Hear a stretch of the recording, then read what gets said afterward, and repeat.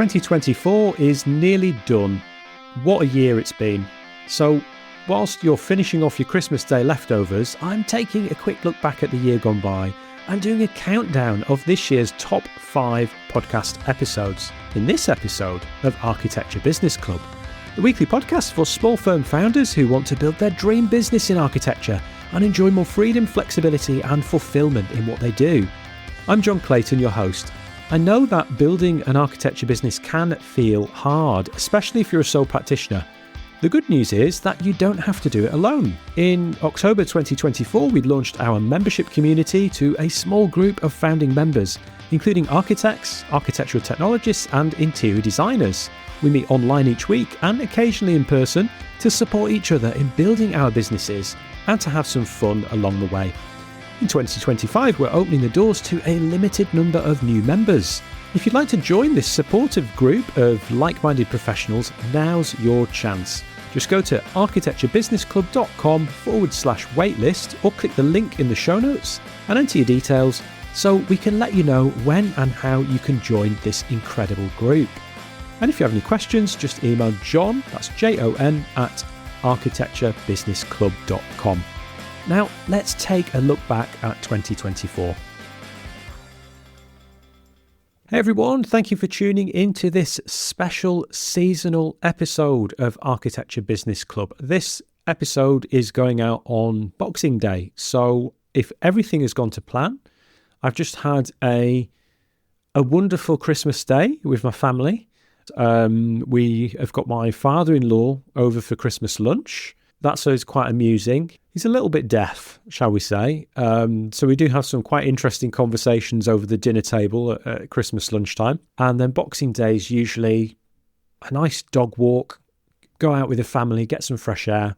And the traditional thing that I do on Boxing Day actually is I always make sure that we have enough leftovers from the Christmas lunch so that I can have my traditional Christmas dinner sandwich that I always have. So it's like a Christmas dinner in miniature. I'm not going to talk just about my Christmas Day experience, but I wanted to just give you a flavour of what I'm likely up to as this episode is going out. But we are going to be taking a look back at the past year.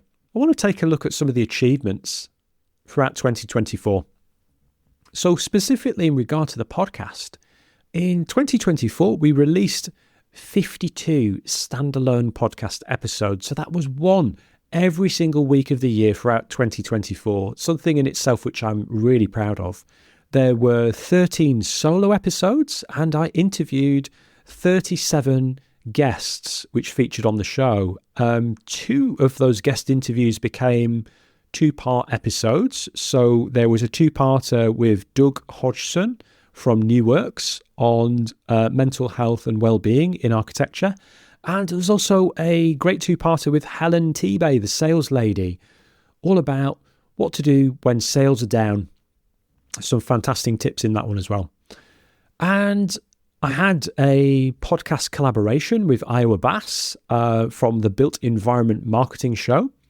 So we did a set of episodes where they went out on the same day on both shows, and they were companion episodes. In one episode, Io interviewed me, and in the other episode, I interviewed Io. If you haven't listened to that, that's also definitely worth a listen. We've had, as of the time of recording, so between the 1st of January 2024 up to the date of this recording, which is now the 22nd of December, we have had 9,980 downloads, which is just absolutely unbelievable. We celebrated the podcast's first birthday in November 2024. And around that same time, we passed a huge milestone of 10,000 total downloads since the podcast first launched in late 2023. I also made my public speaking debut on stage in London Build. And it was also that part of the year where we launched a 3-month trial run of our membership community with a small group of amazing founding members. And we also held our first in-person meetup at a cosy London pub, and we had an awesome night together. We had a meal, we had a few drinks, and some absolutely fantastic conversation. We do aim to organise more in-person events in the future because I do feel in particular, particularly if you're a sole practitioner, that was something that I always missed, the opportunity to get together for social events and just to meet with other people in the industry. That's something that it can be quite difficult if you are working as a sole practitioner in the industry. So all in all, it's been a pretty incredible year for both the podcast and for me personally. So definitely something worth celebrating. And this is something that's good for you guys to do as well. If you haven't taken a look back and looked back at your past year, like I always feel that this Christmas, New Year period is a good time to do that, to do a little review, just to kind of look back at some of the successes and the challenges that you've had and to look at how you can make the next year even better than the last. So I also wanted to look at a few of my favourite episodes throughout the year. But I tried to do this, like I was going to pick out a few personal favourites, but having looked through the catalogue of episodes, there's just too many standout episodes for me to choose from.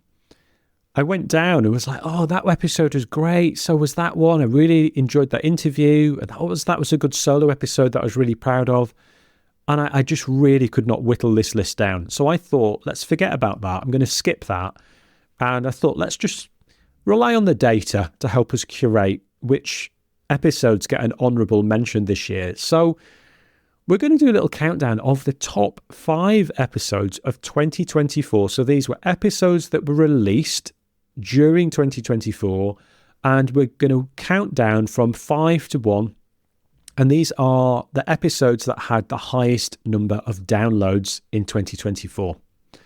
So, without further ado, in at number 5 was Launch Your Way to Success, No More Feast and Famine with Sigrun. That was episode number 44. So here's Sigrun explaining the concept of using launches in your business and why that is so important.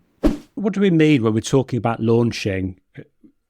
A launch is a marketing campaign where you create excitement for the product or the service, ideally ahead of time, so that when it's available for purchase, that they can make a lot of sales in less time.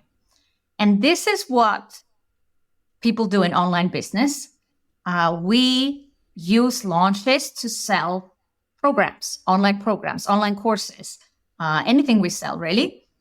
Because if you don't launch, if something is available all the time and you don't announce to people what's special about it, or there's no limited edition, or there's no sense of urgency, well, then you're going to think to yourself, I can buy it tomorrow, I can buy it next week, I can buy it next year, and you forget about it. You don't buy it. So let's say you have an interested buyer, but since you're not communicating that you're only going to work with 10 clients this year or this month, there is no sense of urgency for them. And then they knock on your door and you're fully booked. And then they're like, oh, and they need to go somewhere else. So by communicating that you have limited spot or limited projects, actually it's going to help you sell more. And you'd rather be sold out. And again, it's very smart to communicate that you're sold out. We're fully booked for the summer. We're taking on new projects as of 1st of October. You want to get on the wait list? That brings another, influx of clients because they're like, oh, I'm not going to miss out on that opportunity because if I don't register here, maybe I have to wait until next year, and I don't want to wait until next year. So it absolutely works in service-based industry a lot as well. Remember, don't forget to join the waitlist for our membership community, where you can meet other business owners who want the same thing as you.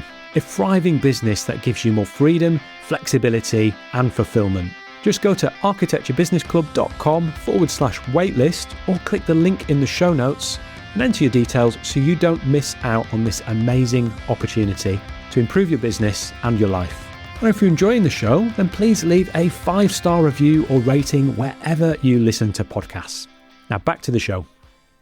And in at number 4, we've got LinkedIn post ideas to win clients with Nicole Osborne. That was episode 34. Here's Nicole's top tips to get more from LinkedIn. What would be the main thing that you'd like the listeners to take away from this conversation? I would like them to, first of all, have a look at their profile again and see it through the eyes of their potential clients. Are you including all of the things they need to know about you? Are you showing a bit of personality? Is your profile optimized? Do you have content which appeals to them? So that would be the first thing. Then the next thing I really like them to do is, John, really what you brought up in the beginning, which is really to think about the kind of questions they get in their discovery calls. When they didn't win a pitch or a proposal. Why was that?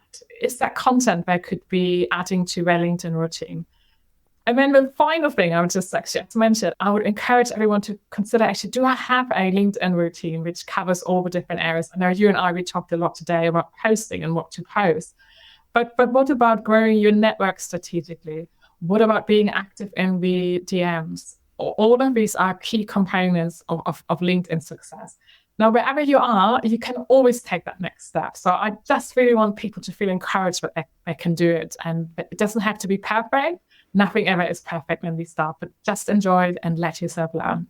At number 3 on our countdown was Mental Health and Wellbeing in Architecture with Doug Hodgson, part 1. That was episode 46.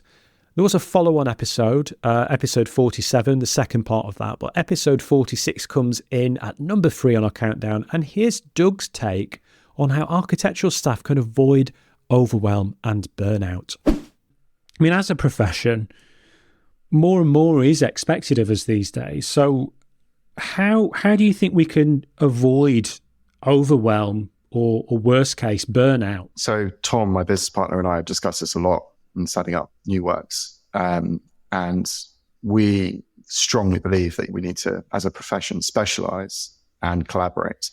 So what we mean by that is to let's concentrate as individuals, as individual architects, on what we're good at and be honest with ourselves about what we're good at, but also what we enjoy. So are we good at the creative front end, which is very sort of client facing, other consultant facing?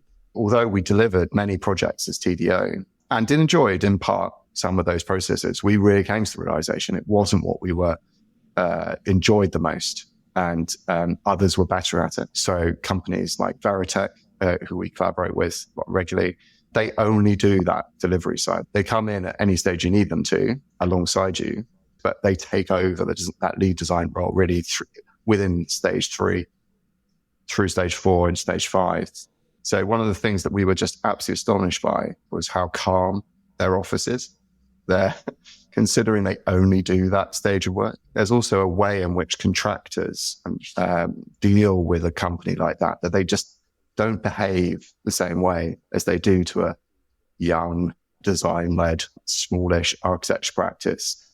They don't get those incredibly rude phone calls or emails or WhatsApps or whatever it might be at random times of the day, which just completely destroy the working day. They have very strict structures which are then backed up throughout their organization. And that means that the people that are working within that practice, within those delivery stages, they're protected. Their mental health is protected and they enjoy it. And we enjoy being part of that. What we're actually enjoying more on a day-to-day basis, what we want to be able to do, what we're excited about when we come to work is that earlier stage. That's our priority. At number 2, just missing out on the coveted top spot was 10 lessons from 10 years as a sole practitioner. This was episode number 17. It was a solo episode that I put together for everybody. And here's a short clip of me talking about the loneliness of running your own business and what you can do about that. I consider myself to be more of an introvert than an extrovert. I like my own company, so I thought working alone would suit me. And besides, some colleagues could be a little bit annoying, frankly, a bit useless sometimes. I'm not going to mention any names. So when I went all in on my business full time and I left the other practice that I was working at, I was really surprised at how much I missed having colleagues. I didn't have anyone by my side to quickly run ideas by, or to sense check how to respond to a site query or a client request. There was none of those like water cooler moments or chats during the coffee breaks about, what we'd been up to at the weekend, or about the TV box set that somebody was hooked on, or the amazing gig that someone had been to recently. There was no more office nights out or staff summer barbecues or Christmas parties to get invited to. Running your own architecture business can be very lonely, especially as a sole practitioner. And at times I felt really lonely, especially when we first relocated to Norfolk. What I didn't realise at the time was that I was craving connection that had been lost. So if you're feeling this way, don't wait for somebody to call you or wait for that event invitation to land in your inbox. Be proactive and seek out ways to connect with your kind of people, whether that's in person, over the phone, or online. So don't do this alone. Go find your tribe and aim for the amount of connection that you personally need to stay sane, to make being your own boss enjoyable and fun. Whether that's a little or a lot of connection, whatever works for you is absolutely fine. I suppose now would be the time that we would have a drum roll or special sound effect. So cue drum roll if we've got one available. And in at number 1 on our countdown of the top episodes of 2024, the episode that had the highest number of downloads in the whole of 2024 was episode 30, Starting Your Own Architecture Practice with Ian Knowles. Here's Ian's recommendation for anyone thinking about setting up their own architecture practice. What would be the number 1 thing that you would recommend that they do if they're thinking of setting up a practice?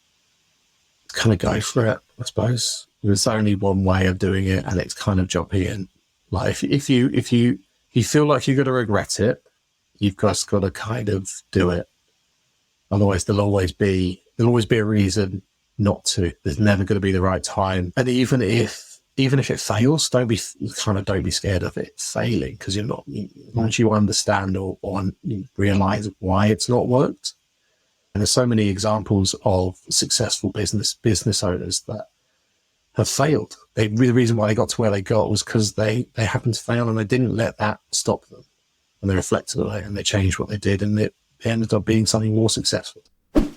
So I hope you enjoyed that quick whistle-stop tour through a few highlights from 2024. We now have a treasure trove of over 60 episodes to choose from. So if you haven't listened to them all yet, then maybe it's time to browse through the back catalogue. You may stumble across a real gem. I can honestly say that there's no duds in there at all. So please do go back and take a look at some of the older episodes if you've missed 1 or 2 of them. And that just leaves me to say Merry Christmas and Happy New Year. And I will see you in 2025. Next time, it will be 2025, so I'll be looking ahead and sharing with you what's in store for the coming weeks on Architecture Business Club. Thanks so much for listening to this episode of Architecture Business Club. If you liked this episode, think other people might enjoy it, or just want to show your support for the show, then please leave a glowing 5-star review or rating wherever you listen to podcasts. It would mean so much to me and makes it easier for new listeners to discover the show. And if you haven't already done so, don't forget to hit the subscribe button so you never miss another episode.